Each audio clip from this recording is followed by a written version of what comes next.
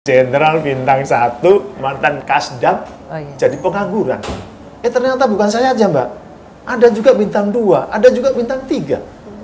76 jenderal, Mbak, nggak punya jabatannya, Mas. Kayak coba, Mbak. Nyetak surat jenderal susah minta ampun. Untuk mendapatkan jenderal itu, waduh, perjuangannya luar biasa, Mbak. Nah, disinilah pertama kali kepimpinan Jenderal Andika Djadi Kasat itu diuji, Mbak.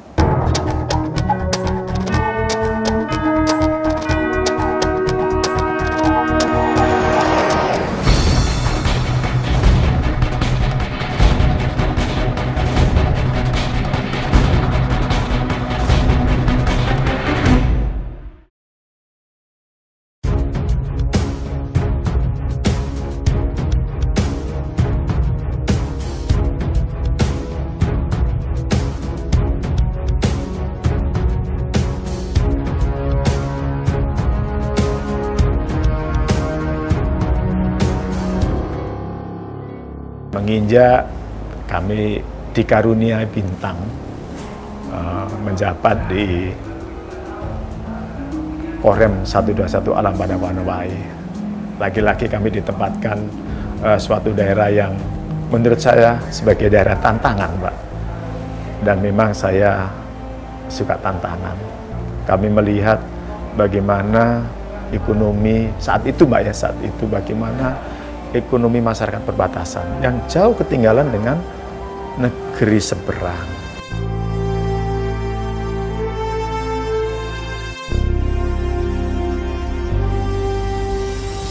Yang kedua tantangannya adalah pendidikan yang sangat menyorot sekali perbedaannya, Mbak. Kalau di Malaysia, yang setahu saya, yang pernah saya lihat, Mbak, itu anak sekolah di sana masuk sekolah makan pagi bubur kacang hijau, pulang sekolah makan dia, makan dulu baru pulang sekolah. Kalau di tempat kita belum tentu anak-anak itu berangkat sekolah makan, pulang belum tentu langsung makan di rumah. Bisa saja karena ekonominya seperti itu, pulang sekolah sama orang tuanya disuruh cari keladi di hutan untuk makan. Ini kan sangat mencolok sekali perbedaan, sehingga disitulah tantangan buat kita bagaimana masyarakat ini tidak luntur kebangsaannya, tidak luntur dia mempunyai kebanggaan bahwa dia itu warga negara Indonesia. Kalau kita biarkan lama-lama memang dia tidak bangga dengan Indonesia. Karena apa? Karena dia melihat negara seberang kok seperti itu. Sementara di negara dia sendiri kan seperti ini. Mutu pendidikan juga seperti itu. Jadi kami mengajak beberapa pemerintah daerah untuk langsung terjun langsung melihat rakyatnya, Mbak. Dan kalau di Kalimantan Barat sana perbatasan, saya wajibkan semua perwira itu wajib jadi guru sekolah. Karena banyak yang kita lihat, yang kita dapatkan sekolahan itu gurunya cuma satu. Murid itu sangat butuh guru, semua gurunya nggak ada. Ada guru bantuan nanti dari kota, setelah dia di perbatasan dia tidak kerasan karena dengan berbagai keterbatasan, sarana sangat minim, sehingga anggota-anggota ini kita wajibkan, Mbak.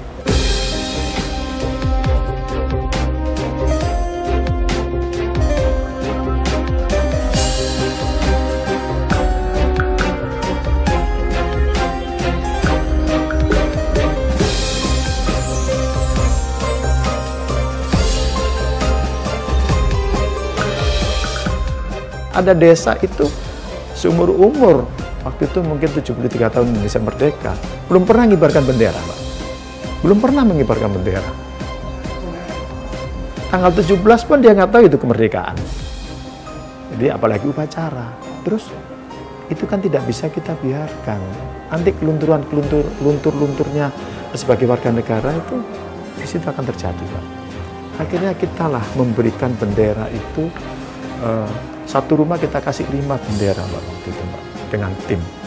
4 hari 4 malam saya itu menancapkan tiang bendera sepanjang perbatasan 986 kilo, 4 hari 4 malam dengan tim pakai sepeda motor, yang waktu itu memang belum ada jalan sama sekali itu, Mbak. Disitulah saya melihat yang dibilang orang etalase negara, wujudnya seperti itu. Dia ada potensi kopi, ada potensi pisang, ada potensi buah-buahan. Tapi jalan untuk mereka lalui ke kota untuk menjual hasil bumi tidak ada. Berhari-hari dia jalan kaki nggak mungkin. Nah, dengan kita buat jalan, sepeda motor bisa masuk, akhirnya hasil bumi ini bisa ini Mbak, bisa dijual mereka, ada nilai ekonominya. Akhirnya kesejahteraan mulai meningkat. Kalau kesejahteraan meningkat kan kehidupannya sehat. Kalau kehidupan sehat, anaknya cerdas. Kalau cerdas, mereka mesti berpikir bagaimana caranya membangun desa dia.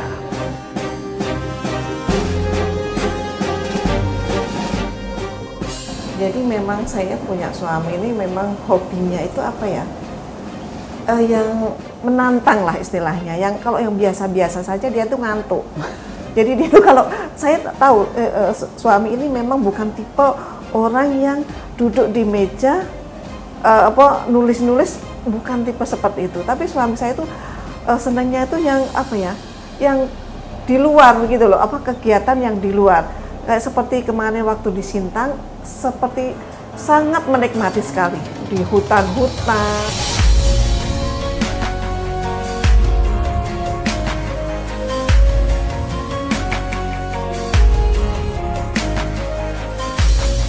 Saya bersyukur sekali pada saat saya dan rem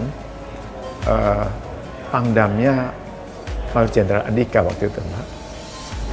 Sangat minim sekali prajurit yang ada di perbatasan itu, Mbak. Sangat minim sekali. Akhirnya kami lapor kepada beliau bahwa perbatasan ini apapun harus mempunyai suatu kebanggaan. Salah satunya adalah lahirlah tentara-tentara dari perbatasan itu. Petunjuk beliau, kasih kuota yang banyak perbatasan. Tapi kenyataannya kuota diberikan oleh Panglima, oleh Pangdam ini banyak, tidak bisa terpenuhi karena kesehatannya tidak ini ya Mbak, tidak sesuai dengan standar. Ya kita maklum, mungkin masalah gizi, kalori yang dia makan, sarana olahraga tidak ada. Tapi mau nggak mau ini harus kita lakukan. Akhirnya kami memberanikan diri kepada Pangdam, melapor bahwa bagaimana anak-anak perbatasan ini kita jadikan tentara walaupun di bawah standar. Contohnya kalau tentara itu 163, kami melapor kepada Panglima bahwa rata-rata kebanyakan itu ketingginya di bawah 163. Yang luar biasa dan saya kaget petunjuk Pangdam waktu itu. Udah masukkan aja, yang penting dia sehat, yang penting dia mentalnya kuat, yang penting dia memang betul-betul NKRI. Bener Mbak, begitu dia jadi tentara, jadi kebanggaan masyarakat, Mbak. Itu yang namanya kepala suku Dayak yang di perbatasan. Sangat mengeluh-ngeluhkan Dandim, sangat mengeluh-ngeluhkan Danrem, Mbak. Karena putra-putranya yang terbaik itu diberikan kesempatan untuk menjadi tentara. Ini yang saya dapatkan di situ, Mbak. Jadi terobosan-terobosan itu yang memang harus berani diambil keputusan. Salah satunya oleh Panglima saya waktu itu, Mbak. Ya, Jenderal Andika yang sekarang Kasat itu, Mbak. Beliau berani membuat satu terobosan. Karena gini loh, Mbak. Memang betul beliau betul, Mbak. Yang tahu persis kesulitan daerahnya ya putra daerah, gitu loh, Mbak.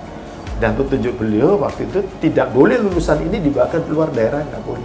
Dikembalikan lagi, dididik lagi, diberikan ilmu, dibekali ilmu untuk membangun desanya. Dan memang betul, Mbak. Yang bisa menyelesaikan suatu permasalahan, karena kan sangat banyak permasalahan. Ya ini, akhirnya tentara di perbatasan ini yang putra daerah dijadikan tokoh sekarang, Mbak. Walaupun masih muda, Pak. Yeah. Karena dia mempunyai kewibawaan, punya ilmu yang sudah dididik selama ini, gitu, Mbak. Ya Jenderal Andika lah yang membuat terobosan seperti itu. Kalau saya kan hanya sebatas menyarankan karena saya melihat situasinya seperti itu.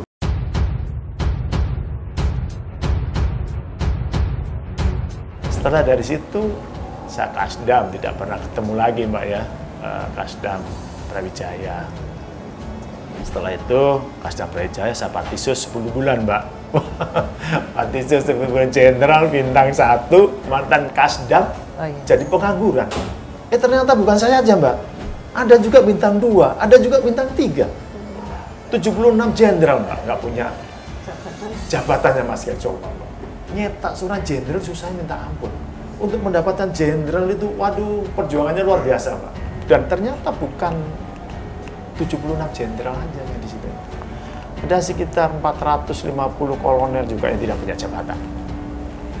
Mulai dari habis sekolah nggak punya jabatan, pulang dari penugasan nggak punya jabatan, yang bermasalah juga nggak punya jabatan, yang nggak ada masalah apa-apa juga nggak punya jabatan, numpuk di situ Mbak. Suasana nggak bagus. Nah, disinilah pertama kali kepimpinan Jenderal Andika Jadi Kasat itu diuji. Diuji bagaimana bisa memecahkan permasalahan 76 jenderal ini dengan sekitar 450 kolonel yang tidak punya jabatan saat itu. Tadi kan saya bilang beliau itu selalu mempunyai misi jauh ke depan, sehingga beliau lah yang bisa memecahkan permasalahan ini. Dan pelan-pelan pada saatnya tidak lama beliau menjabat Kasat, semuanya itu punya jabatan Pak. Baik yang 76 jenderal tadi sama yang 450 itu. Beliau mengembangkan organisasi. Pada awalnya banyak perwira-perwira yang tidak setuju dengan konsep beliau untuk mengembangkan. Saya sendiri pernah berdiskusi dengan Kasat Pak. Waktu saya jadi Kasali, sekarang Kak Korsali itu Pak. Saya diskusi sama beliau. Saya nggak setuju dengan salah satu organisasi, kenapa kok dikasih bintang sekian ini? Apa relevansinya apa? Beban tugasnya apa? Kok sampai diberi bintang 3 seperti ini? Diberikan pemahaman Pak, diberikan wawasan Pak. Ternyata betul apa yang dibilang sama beliau itu Pak. Betul. Yang tadinya konsep banyak yang tidak setuju, konsep beliau dengan validasi baru pengembangan organisasi, ternyata sekarang ini semuanya baru mengakui bahwa betul konsepnya Jenderal Andika ini yang jadi solusi saat ini. Dan memang benar, contohnya saja semua Danrem, tadinya Danrem di Angkatan Darat, di Jajaran Angkatan Darat ada 10 yang bintang 1, yaitu Danrem yang wilayahnya di perbatasan ada 10. Sekarang seluruh Korem yang posisinya yang ada di ibu kota provinsi bintang. Jadi ada 35 Danrem akan bintang. Itu sangat wajar sekali, Pak. Dan memang tuntutan ke depannya. Kenapa? Kalau kita selaku pembina wilayah, teritorial, kewilayahan, terus kita koordinasi dengan partner kita, Forkopimda, terus kita kalah level, itu kita kadang-kadang dianggap sepele, Pak. Contohnya saja, Danremnya kolonel, Kapoldanya bintang 2, dan Lantamalnya bintang 2, dan Lanutnya bintang 1. Di situ ada gubernur. Kita kolonel sendiri, Mbak. Wawasan kita kurang karena belum lemhanas dan belum jabatan yang lainnya. Kadang-kadang orang-orang rekan-rekan Forkopimda itu melihat itu masih kolonel. Saran-saran kita kadang-kadang kurang bisa diterima, walaupun benar saran itu, karena menganggap mereka tidak selevel. Nah, setelah dinaikkan bintang, itu bagus sekali, Mbak. Contohnya aja sekarang Korem 84 Baskara Jaya yang ada di Surabaya. Saya lihat harmonis sekali ya, Mbak. Komunikasi dengan Forkopimda, dengan levelnya itu enak. Tapi kalau sesama Forkopimda tidak levelnya, itu minder gitu loh, Mbak. Kalau udah orang minder itu kan apapun yang disampaikan sama dia nggak pede gitu, Mbak. Memimpin juga nggak pede. Nah, itu salah satu contoh, Mbak, yang dulu-dulunya orang bintang kok bertaburan. Ya memang orang yang ngomong seperti itu karena nggak punya wawasan. Akhirnya memang betul. Bagus sekarang, Mbak. Kepemimpinan beliau memang kepemimpinan yang luar biasa. Kepemimpinan masa depan, Mbak. Jadi kalau kita masih berpedoman kepada buku textbook kepimpinan yang dulu-dulu, nggak nyambung dengan kepemimpinan beliau. Karena kepemimpinan dulu memang zaman dulu itu memang bagus pada saat zamannya itu, Mbak. Tapi begitu diterapkan sekarang dengan zaman sekarang, ya tidak bisa. Nah, kepemimpinan beliau ini yang memang ideal sekali diterapkan di zaman-zaman seperti sekarang ini. Tentara itu kan pokoknya, itu yang beliau tidak mau gitu Pak. Kalau kita ditekan pokoknya orang nggak akan bisa berkembang gitu Pak. Arogansi pimpinan kan begitu, pokoknya gitu. Tidak ada arogansi, tidak ada. Tapi jangan dibilang beliau itu senyum-senyum terus, nggak marah Mbak. Oh, saya juga dimarahi Mbak. Bisa marah juga beliau itu, walaupun beliau senyum-senyum terus ya marah kalau pekerjaan kita nggak beres. Berapa kali saya aspal dimarahi kan Pak. Ya siap saja, memang salah dan wajar pimpinan memarahi karena kita tidak maksimal.